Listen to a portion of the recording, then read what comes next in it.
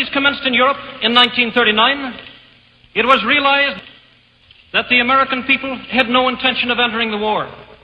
But they believed that this country could be enticed into the war in very much the same way that it was enticed into the last one. They planned, first, to prepare the United States for foreign war under the guise of American defense. Second, to involve us in the war step by step without our realization. Third, to create a series of incidents which would force us into the actual conflict. These plans were, of course, to be covered and assisted by the full power of their propaganda. Our theaters soon became filled with plays portraying the glory of war. Newsreels lost all semblance of objectivity, and they have used the war to justify the restriction of congressional power and the assumption of dictatorial procedures on the part of the President and his appointees. A fear campaign was inaugurated. We cannot allow the natural passions and prejudices of other peoples to lead our country to destruction.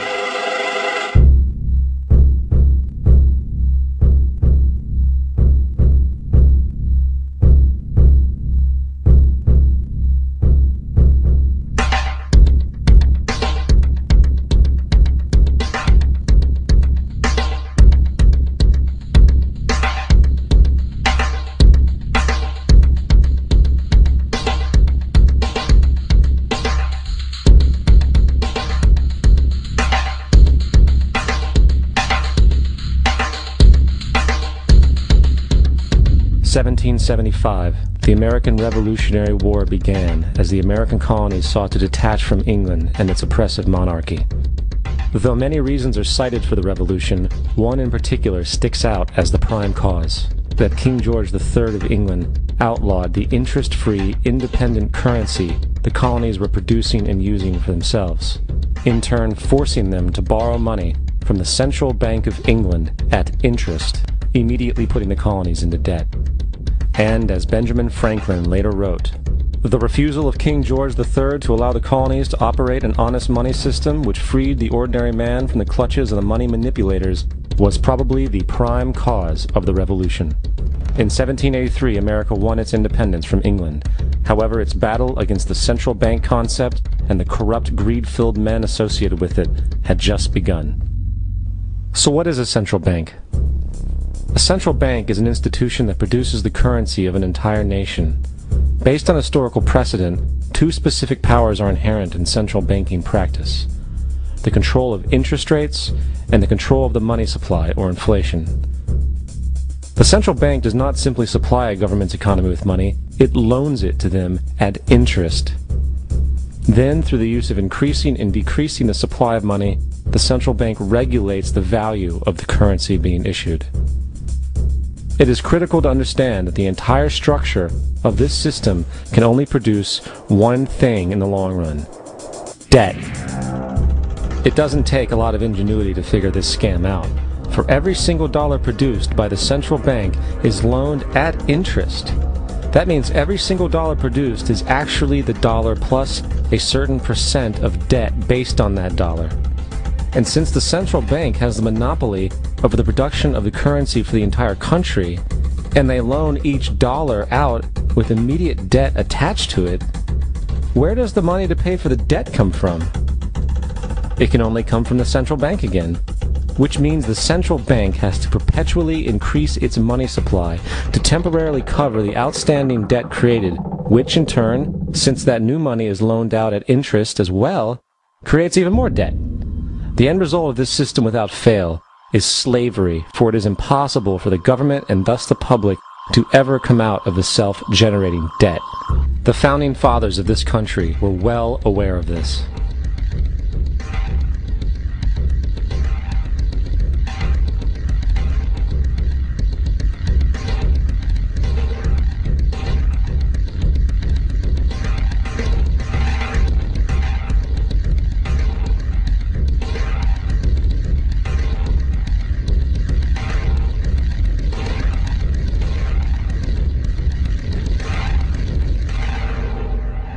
By the early 20th century, the U.S. had already implemented and removed a few central banking systems, which were swindled into place by ruthless banking interests. At this time, the dominant families in the banking and business world were the Rockefellers, the Morgans, the Warburgs, the Rothschilds. And in the early 1900s, they sought to push, once again, legislation to create another central bank. However, they knew the government and public were very weary of such an institution, so they needed to create an incident to affect public opinion. So, J.P. Morgan, publicly considered a financial luminary at the time, exploited his mass influence by publishing rumors that a prominent bank in New York was insolvent or bankrupt. Morgan knew this would cause mass hysteria, which would affect other banks as well. And it did. The public, in fear of losing their deposits, immediately began mass withdrawals. Consequently, the banks were forced to call in their loans, causing the recipients to sell their property, and thus a spiral of bankruptcies, repossessions, and turmoil emerged.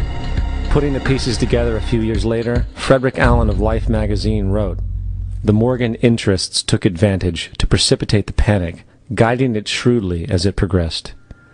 Unaware of the fraud, the Panic of 1907 led to a congressional investigation headed by Senator Nelson Aldrich, who had intimate ties to the banking cartels and later became part of the Rockefeller family through marriage. The commission, led by Aldrich, recommended a central bank should be implemented so a panic like 1907 could never happen again. This was the spark the international bankers needed to initiate their plan. In 1910, a secret meeting was held at a J.P. Morgan estate on Jekyll Island off the coast of Georgia. It was there that the central banking bill called the Federal Reserve Act was written. This legislation was written by bankers, not lawmakers.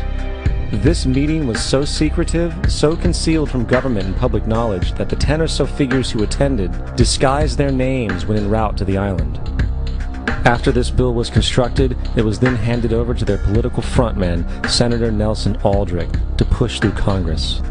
And in 1913, with heavy political sponsorship by the bankers, Woodrow Wilson became president, having already agreed to sign the Federal Reserve Act in exchange for campaign support. And 2 days before Christmas, when most of Congress was at home with their families, the Federal Reserve Act was voted in, and Wilson in turn made it law. Later, Woodrow Wilson wrote, in regret,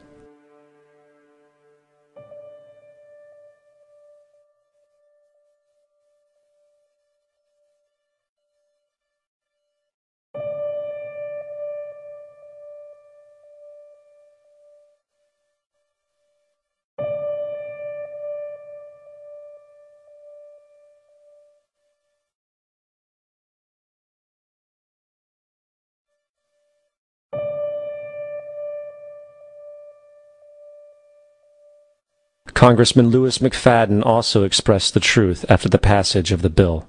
A world banking system was being set up here, a superstate controlled by international bankers, acting together to enslave the world for their own pleasure. The Fed has usurped the government. Now, the public was told that the Federal Reserve System was an economic stabilizer, and inflation and economic crises were a thing of the past. Well, as history has shown, nothing is further from the truth. The fact is, the international bankers now had a streamlined machine to expand their personal ambitions. It's alive! It's alive! It's alive! For example, from 1914 to 1919, the Fed increased the money supply by nearly 100%, resulting in extensive loans to small banks and the public. Then, in 1920, the Fed called in mass percentages of the outstanding money supply, thus resulting in the supporting banks having to call in huge numbers of loans, and, just like 1907, bank runs, bankruptcy, and collapse occurred. Over 5,400 competitive banks outside of the Federal Reserve System collapsed, further consolidating the monopoly of the small group of international bankers. Privy to this crime, Congressman Lindbergh stepped up and said in 1921, "Under the Federal Reserve Act, panics are scientifically created. The present panic is the first scientifically created one, worked out as we figure a mathematical equation." However, the panic of 1920 was just a warm-up. From 1921 to 1929, the Fed again increased the money supply, resulting once again in extensive loans to the public and banks.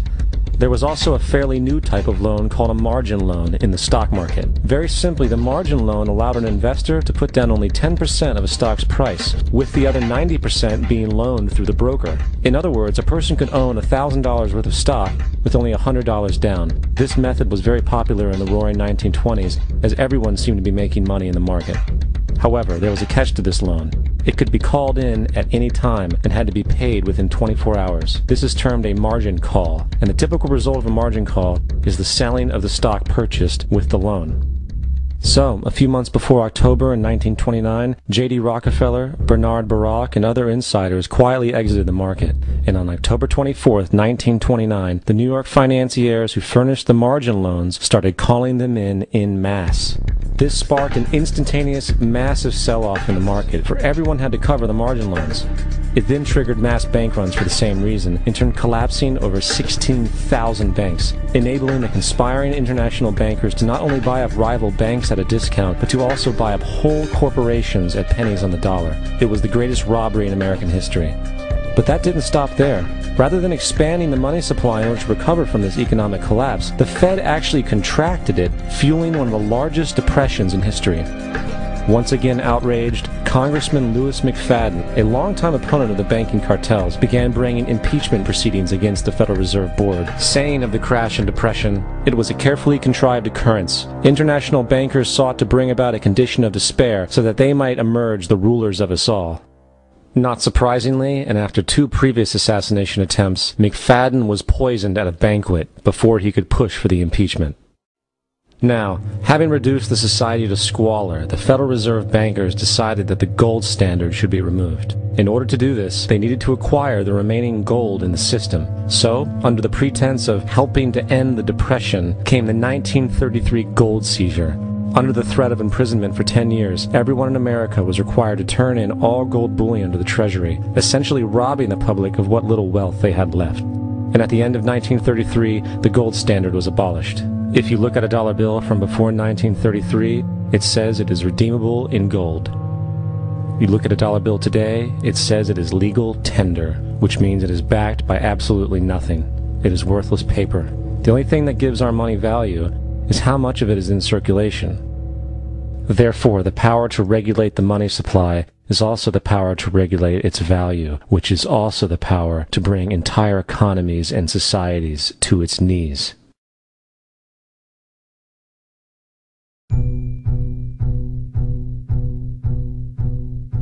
It's important to clearly understand, the Federal Reserve is a private corporation. It is about as Federal Express. It makes its own policies and is under virtually no regulation by the U.S. government. It is a private bank that loans all the currency at interest to the government, completely consistent with the fraudulent central banking model that the country sought to escape from when it declared independence in the American Revolutionary War. Now, going back to 1913, the Federal Reserve Act was not the only unconstitutional bill pushed through Congress. They also pushed the federal income tax. It's worthwhile to point out that the American public's ignorance towards the federal income tax is a testament to how dumbed down and oblivious the American population really is. First of all, the federal income tax is completely unconstitutional, as it is a direct, unapportioned tax. All direct taxes have to be apportioned to be legal based on the Constitution. Secondly, the required number of states in order to ratify the amendment to allow the income tax was never met, and this has even been cited in modern court cases.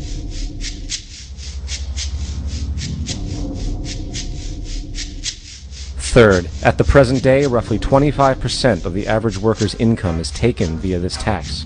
And guess where that money goes? It goes to pay the interest on the currency being produced by the fraudulent Federal Reserve Bank, a system that does not have to exist at all.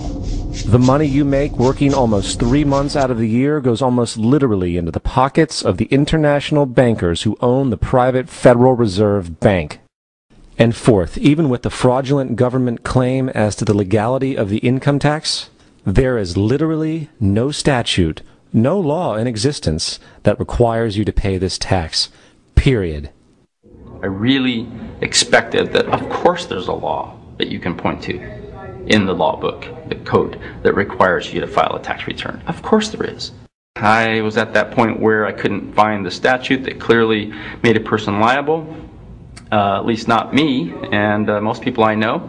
And I had no choice in my mind except to resign. Based on the research that I did throughout the year 2000 and that I'm still doing, I have not found that law. I've asked Congress, we've asked a lot of people in the IRS commissioners, helpers. They can't answer, because if they answer, the American people are going to know that this whole thing is a fraud. I haven't filed an federal income tax return since I left. I have not filed a tax return since 1999. The income tax is nothing less than the enslavement of the entire country. Now, the control of the economy and the perpetual robbery of wealth is only one side of the Rubik's Cube the bankers hold in their hands. The next tool for profit and control is war. Since the inception of the Federal Reserve in 1913, a number of large and small wars have commenced. The three most pronounced were World War I, World War II, and Vietnam. World War I. In 1914, European wars broke out centered around England and Germany. The American public wanted nothing to do with the war. In turn, President Woodrow Wilson publicly declared neutrality. However, under the surface, the U.S. administration was looking for any excuse it could find to enter it. In a noted observation by Secretary of State William Jennings, the large banking interests were deeply interested in the World War because of the wide opportunities for large profits. It's important to understand that the most lucrative thing that can happen for the international bankers is war, for it forces the country to borrow even more money from the Federal Reserve Bank at interest. Woodrow Wilson's top advisor and mentor was Colonel Edward House, a man with intimate connections with the international bankers who wanted in the war. In a documented conversation between Colonel House, Wilson's advisor, and Sir Edward Grey, the Foreign Secretary of England, regarding how to get America into the war, Grey inquired, "What will Americans do if Germans sink an ocean liner with American passengers on board?" House responded, "I believe that a flame of indignation would sweep the United States, and that by itself would be sufficient to carry us into war." So, on May 7, 1915, on essentially the suggestion of Sir Edward Grey, a ship called the Lusitania was deliberately sent into German-controlled waters, where German military vessels were known to be. And, as expected, German U-boats torpedoed the ship, exploding stored ammunition, killing 1,200 people. To further understand the deliberate nature of this setup, the German embassy actually put advertisements in the New York Times telling people that if they boarded the Lusitania, they did so at their own risk, as such a ship sailing from America to England through the war zone would be liable to destruction. In turn, and as anticipated, the sinking of the Lusitania caused a wave of anger among the American population, and America entered the war a short time after. The First World War caused 323,000 American deaths. J.D. Rockefeller made $200 million off of it. Not to mention the war cost about $30 billion for America, most of which was borrowed from the Federal Reserve Bank at interest, furthering the profits of the international bankers. World War II. On December 7, 1941, Japan attacked the American fleet at Pearl Harbor, triggering our entry into that war. President Franklin D. Roosevelt declared the attack was a day that will live in infamy. A day of infamy indeed, but not because of the alleged surprise attack on Pearl Harbor. After 60 years of surfacing information, it is clear that not only was the attack on Pearl Harbor known weeks in advance, it was outright wanted and provoked. Roosevelt, whose family had been New York bankers since the 18th century, whose uncle Frederick was on the original Federal Reserve Board, was very sympathetic to the interests of the international bankers, and the interest was to enter the war, as we've seen, nothing is more profitable for international bankers than war. In a journal entry by Roosevelt's Secretary of War Henry Stimson, dated November 25, 1941, he documented a conversation he had with Roosevelt. The question was, how should we maneuver them into firing the first shot? It was desirable to make sure the Japanese be the ones to do this, so that there should remain no doubt as to who were the aggressors. In the months leading up to the attack on Pearl Harbor, Roosevelt had done almost everything in his power to anger the Japanese, showing a posture of aggression. He halted all of Japan's imports of American petroleum. He froze all the Japanese assets in the United States. He made public loans to nationalist China and supplied military aid to the British, both enemies of Japan in the war, which, by the way, is completely in violation of international war rules. And on December 4th, 3 days before the attack, Australian intelligence told Roosevelt about a Japanese task force moving towards Pearl Harbor. Roosevelt ignored it. So, as hoped and allowed, on December 7, 1941, Japan attacked Pearl Harbor, killing 2,400 soldiers. Before Pearl Harbor, 83% of the American public wanted nothing to do with the war. After Pearl Harbor, 1 million men volunteered for the war. It is important to note, Nazi Germany's war effort was largely supported by two organizations, one of which was called IG Farben. IG Farben produced 84% of Germany's explosives, and even the Zyklon B used in the concentration camps to kill millions.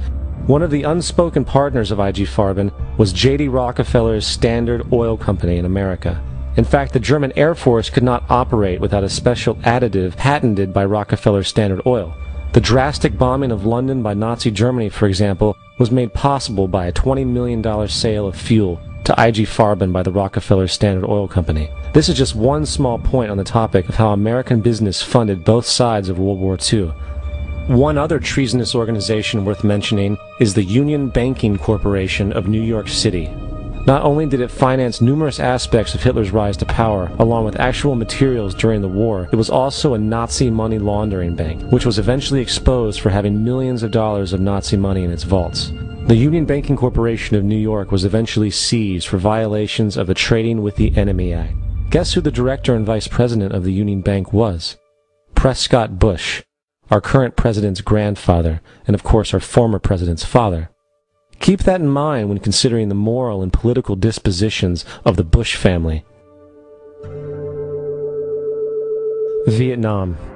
The United States' official declaration of war on North Vietnam in 1964 came after an alleged incident involving two U.S. destroyers being attacked by North Vietnamese PT boats in the Gulf of Tonkin. This was known as the Gulf of Tonkin incident. This single situation was the catalytic pretext for massive troop deployment and full-fledged warfare. One problem, however, the attack on the U.S. destroyers by Vietnamese PT boats never happened. It was a completely staged event to have an excuse to enter the war.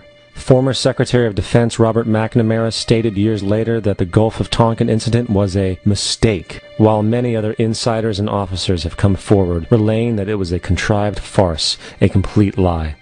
Once in the war, it was business as usual. In October 1966, President Lyndon Johnson lifted trading restrictions on the Soviet bloc, knowing full well that the Soviets were providing upwards of 80% of North Vietnam's war supplies.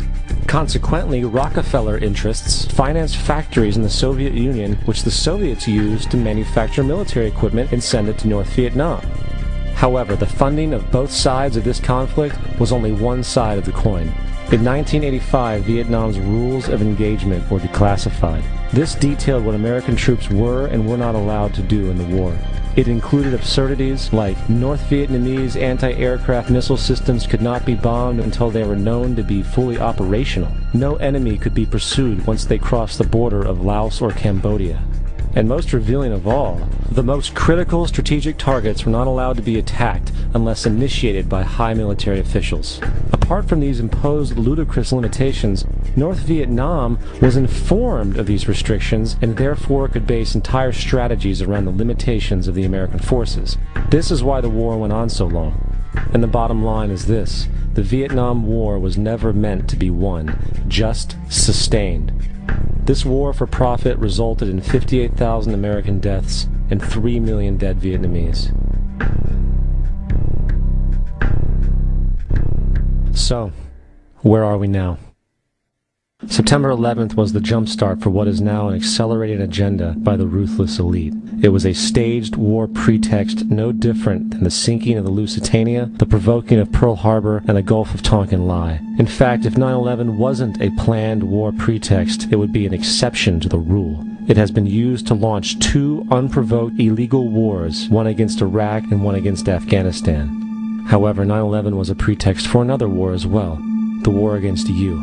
The Patriot Act, Homeland Security, the Military Tribunals Act, and other legislations are all completely and entirely designed to destroy your civil liberties and limit your ability to fight back against what is coming. Currently in the United States, unannounced to most brainwashed Americans, your home can be searched without a warrant, without you being home. You can in turn be arrested with no charges revealed to you, detained indefinitely with no access to a lawyer, and legally tortured, all under the suspicion that you might be a terrorist.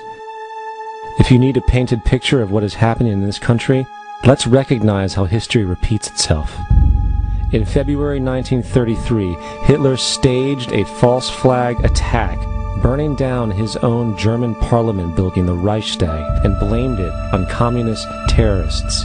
In the next few weeks, he passed the Enabling Act, which completely eradicated the German Constitution, destroying people's liberties. He then led a series of preemptive wars, all justified to the German people as necessary to maintaining homeland security.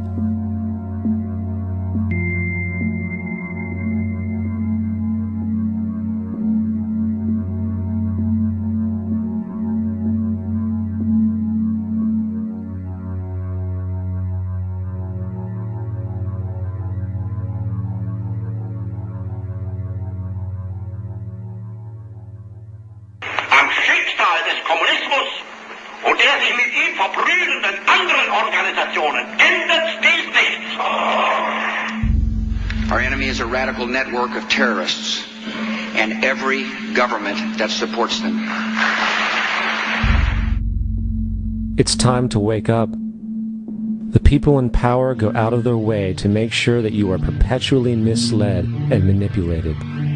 The majority's perception of reality, especially in the political arena, is not their own. It is shrewdly imposed upon them without them even knowing it. For example, the public at large actually believes the invasion of Iraq is going badly, as sectarian violence doesn't seem to stop. What the public fails to see is that the destabilization of Iraq is exactly what the people behind the government want. This war is to be sustained so the region can be divided up, domination of the oil maintained, continual profits reaped for the defense contractors, and most importantly, permanent military bases established to be used as a launching pad against other oil-bearing, non-conforming countries such as Iran and Syria. For further implication that the civil war and destabilization is purely intentional, in 2005, 2 elite British SAS officers were arrested by Iraqi police after being caught driving around in their car shooting at civilians while dressed up as Arabs. After being arrested and taken to a jail in Basra, the British Army immediately requested the release of these men. When the Basra government refused, British tanks came in and physically broke out the men from the Basra prison. If you wish to destroy an area, how do you do it? Well, there are 2 ways. You can go in there and bomb it and so forth, but that is not very efficient. What you do is you try to get the people in that area to kill each other and to destroy their own territory, their own farms. And that's what's been done in that area. The way in which you destroy an opponent is get him to destroy himself by dividing his ranks against one another. Then you feed both sides. You have agents feeding both sides, inflaming both sides. And they kill each other off. And it's time that some of us woke up to this reality, to understand that people who try to maintain empires and create empires do it by manipulating the people they're trying to conquer. You might want to ask yourself why the entire culture is utterly saturated with mass media entertainment from all sides, while the educational system in America continues its stupefying downward slide since the U.S. government decided to take over and subsidize the public school system. What your government pays for, it gets. When we understand that, then we look at government-financed institutions of education and see the kind of students and the kind of education that's being turned out by these government-financed schools. Logic will tell you that if what is being turned out in those schools was not in accord with what the state and the federal government wanted, then it would change it. The bottom line is that the government is getting what they have ordered. They do not want your children to be educated. They do not want you to think too much. That is why our country and our world has become so proliferated with entertainments, mass media, television shows, amusement parks, drugs, alcohol, and every kind of entertainment to keep the human mind entertained, so that you don't get in the way of important people by doing too much thinking. You had better wake up and understand that there are people who are guiding your life and you don't even know it. We're in a lot of trouble because you people and 62 million other Americans are listening to me right now, because less than 3% of you people read books, because less than 15% of you read newspapers, because the only truth you know is what you get over this tube. Right now, there is an entire generation that never knew anything that didn't come out of this tube. This tube is the gospel, the ultimate revelation. This tube can make or break presidents, popes, prime ministers. This tube is the most awesome goddamn force in the whole godless world. And woe is us if it ever falls into the hands of the wrong people. And when the largest company in the world controls the most awesome goddamn propaganda force in the whole godless world, who knows what shit will be peddled for truth on this network. So you listen to me. Listen to me. Television is not the truth. Television is a goddamn amusement park. Television is a circus, a carnival, a traveling troupe of acrobats, storytellers, dancers, singers, jugglers, sideshow freaks, lion tamers, and football players. We're in the boredom-killing business. But you people sit there day after day, night after night, all ages, colors, creeds. We're all you know. You're beginning to believe the illusions we're spinning here. You're beginning to think that the tube is reality and that your own lives are unreal. You do whatever the tube tells you. You dress like the tube. You eat like the tube. You raise your children like the tube. You even think like the tube. This is mass madness, you maniacs. In God's name, you people are the real thing. We are the illusion. The last thing the men behind the curtain want is a conscious, informed public capable of critical thinking, which is why a continually fraudulent zeitgeist is output via religion, the mass media, and the educational system. They seek to keep you in a distracted, naive bubble, and they are doing a damn good job of it. In 2005, an arrangement between Canada, Mexico, and the United States was made. This arrangement, unannounced to the public, unregulated by Congress, merges the United States, Mexico, and Canada into one entity, erasing all borders. It's called the North American Union, and you might want to ask yourself why you've never heard of this. In fact, there is only one mainstream reporter who has actually heard of and has had the courage to cover this issue. The Bush administration's open borders policy and its decision to ignore the enforcement of this country's immigration laws is part of a broader agenda. President Bush signed a formal agreement that will end the United States as we know it, and he took the step without approval from either the U.S. Congress or the people of the United States. It's a deal that few have even heard of. It's being done again by very few people at the very top on behalf of the investment class, but the working class of people, political officials across our country, from communities, from cities and so forth, they don't know anything about this. This isn't some trade agreement. It is a total removal of sovereignty from these countries, which will also result in a completely new currency called the Amero. Fall. Apart from that, I think one thing people who are dollar-based need to focus on is the Amero. That's the one thing that nobody's talking about, but I think it's going to have a big impact on everybody's life in Canada, the U.S., and Mexico. The Amero is the proposed new currency for the North American community, which is being developed right now between Canada, the U.S., and Mexico to make a borderless community, much like the EU, and the dollar, Canadian dollar, U.S. dollar, and the Mexican peso replaced by the Amero. By default of this agreement, the American Constitution will eventually be obsolete.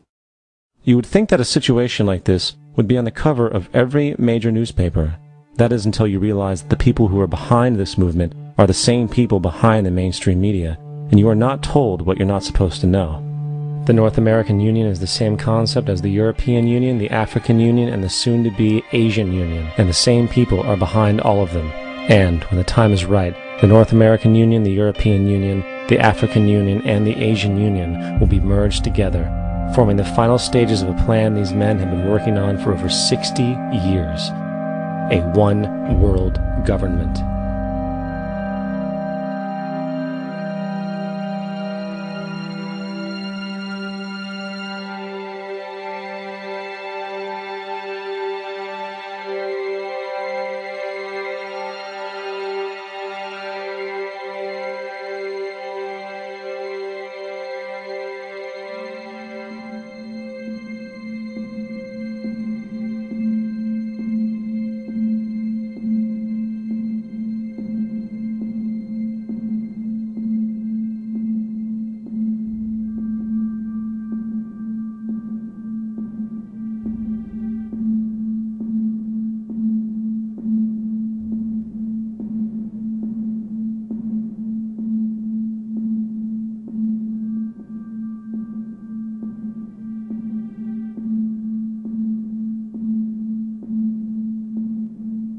One bank, one army, one center of power.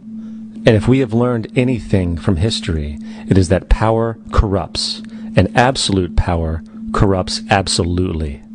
This is Aaron Russo, a filmmaker and former politician. To his left is Nicholas Rockefeller of the infamous Rockefeller banking and business dynasty. After maintaining a close friendship with Nicholas Rockefeller, Aaron eventually ended the relationship, appalled by what he had learned about the Rockefellers and their ambitions.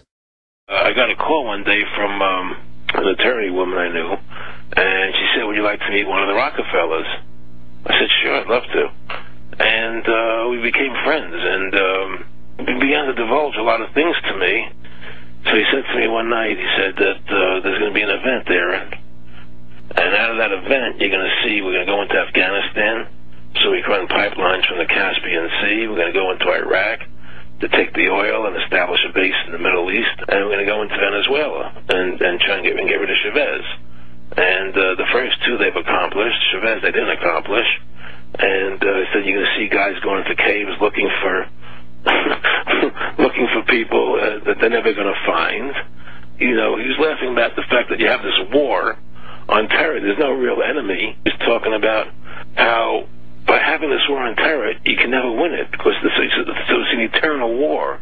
And so you can always keep taking people's liberties away. And I said, how are you going to convince people that this war is real? He said, but the media can convince everybody it's real. I mean, you know, it's just that you keep talking about things. You keep saying it over and over and over again, and eventually people believe it. You know, you created the Federal Reserve in 1913 through lies. You create 9/11, which is another lie. Through 9/11, then you're fighting a war on terror, and now all of a sudden you go into Iraq, which was another lie, and now they're going to do Iran. You know, and it's all one thing leading to another, leading to another, leading to another. Now, I would say to them, what are you doing this for? What's the point of this thing? You have all the money in the world you ever want. You have all the power. I said, you know, you're hurting people. It's not a good thing. And he would say, what do you care about the people for? Take care of yourself and you take care of your family. And then I said to him, what are the ultimate goals here? He said, the ultimate goal is to get everybody in this world chipped with the RFID chip, and have all money be on those chips and everything on those chips. And if anybody wants to protest what we do or violate what we want, we just turn off their chip. That's right, microchipped. In 2005, Congress, under the pretense of immigration control and the so-called war on terrorism, passed the Real ID Act, under which it is projected by May 2008, you will be required to carry around a federal identification card, which includes on it a scannable barcode with your personal information. However, this barcode is only an intermediary step before the card is equipped with a VeriChip RFID tracking module, which will use radio frequencies to track your every move on the planet. If this sounds foreign to you, please note that the RFID tracking chip is already in all new American passports. And the final step is the implanted chip, which many people have already been manipulated into accepting under different pretenses. We have a Florida family who are really pioneers in a brave new world. They have volunteered to be the first ever to have microchip identification devices implanted into their body. After 9/11, I was really concerned with the security of my family. I wouldn't mind having something planted permanently in my arm that would identify me. In the end, everybody will be locked into a monitored control grid where every single action you perform is documented. And if you get out of line, they can just turn off your chip, for at that point in time, every single aspect of society will revolve around interactions with the chips. This is the picture that is painted for the future if you open your eyes to see it. A centralized one-world economy where everyone's moves and everyone's transactions are tracked and monitored, all rights removed. The most incredible aspect of all. These totalitarian elements will not be forced upon the people. The people will demand them. For the social manipulation of society through the generation of fear and division has completely detached humans from their sense of power and reality. A process which has been going on for centuries, if not millennia. Religion, patriotism, race, wealth, class, and every other form of arbitrary, separatist identification and thus conceit has served to create a controlled population, utterly malleable in the hands of the few. Divide and conquer is the motto, and as long as people continue to see themselves as separate from everything else, they lend themselves to being completely enslaved. The men behind the curtain know this, and they also know that if people ever realize the truth of their relationship to nature and the truth of their personal power, the entire manufactured zeitgeist they prey upon will collapse like a house of cards.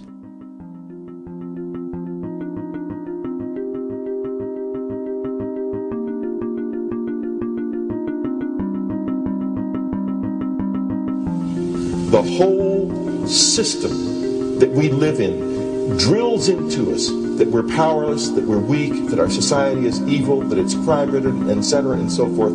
It's all a big, fat lie. We are powerful, beautiful, extraordinary. There is no reason why we cannot understand who we truly are, where we are going. There is no reason why the average individual cannot be fully empowered. We are incredibly powerful beings. You know, I think I spent 30 years of my life, in the first 30, trying to become something. I wanted to become good at things. I wanted to become good at tennis. I wanted to become good at school and grades and everything I kind of viewed in that perspective. I'm not okay the way I am, but if I got good at things, you realize that I had the game wrong. The game was to find out what I already was. Find out what I already was.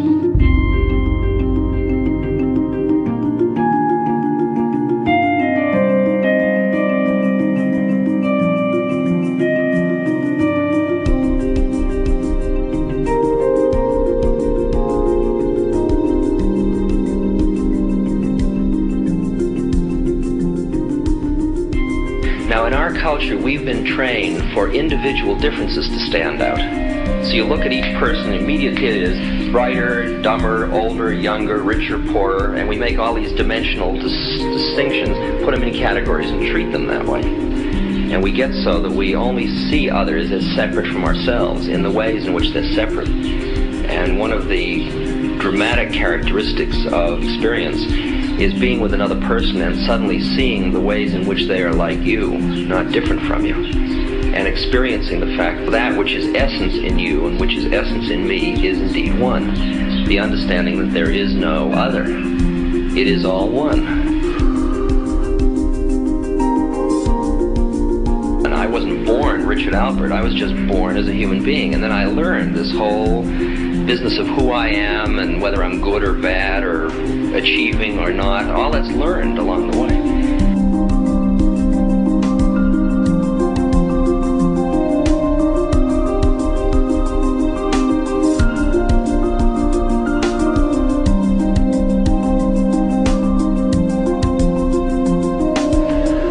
The old appeals to racial, sexual, and religious chauvinism, to rabid nationalist fervor, are beginning not to work. A new consciousness is developing which sees the earth as a single organism and recognizes that an organism at war with itself is doomed.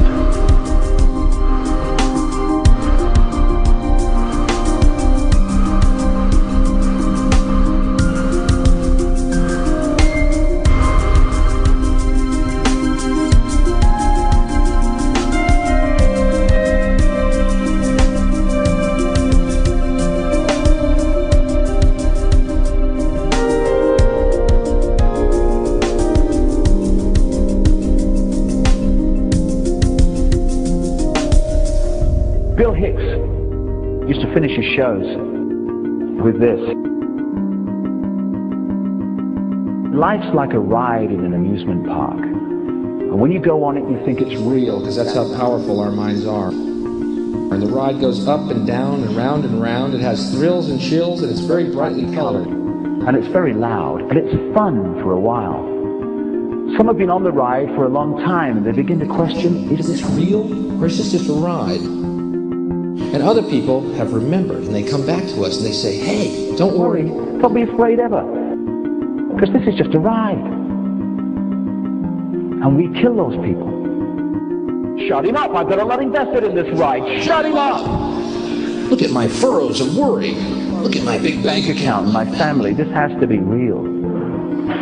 It's just a ride. But we ought to kill those good guys who try and tell us that. You ever notice that? And let the demons run amok? But it doesn't matter, because it's just a ride, and we can change it anytime we want. It's only a choice. No effort, no work, no job, no savings of money. Just a choice right now between fear and love.